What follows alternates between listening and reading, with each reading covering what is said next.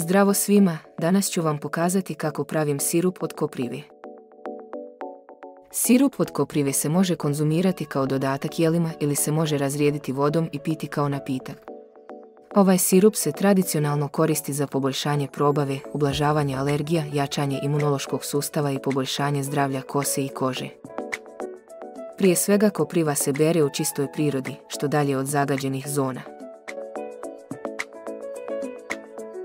Za pripremu sirupa trebat će vam mlada kopriva, tačnije vrh koprive i nekoliko mladih listova pri vrhu.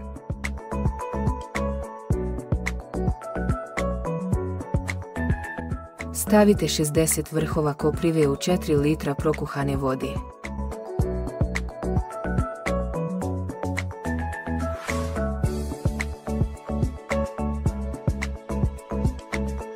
Po želji možete dodati i mentu.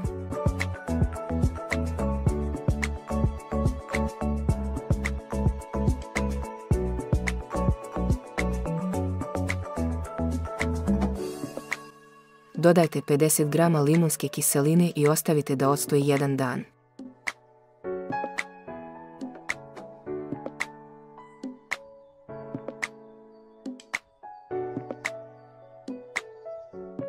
Očistite i izblendajte 1 kg limuna.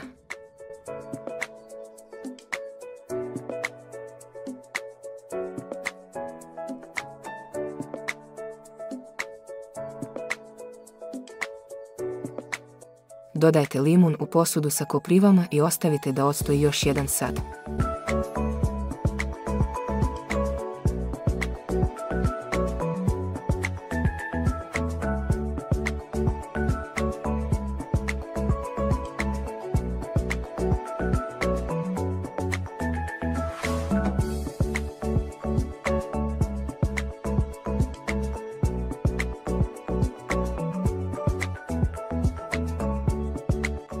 Nakon 1 sata sadržaj procijedite i dodajte 2,5 kg šećera.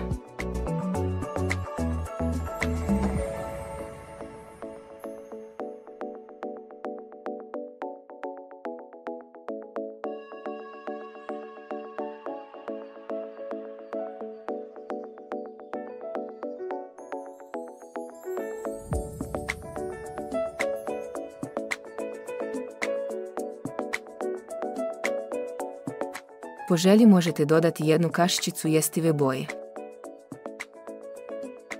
Gotov sirup čuvati na hladnom mjestu. Hvala vam što ste pogledali ovaj video. Napišite u komentar iz koje me zemlje gledate. Ako vam se svidjelo, lajkajte i pretplatite se na moj kanal za još sličnog sadržaja.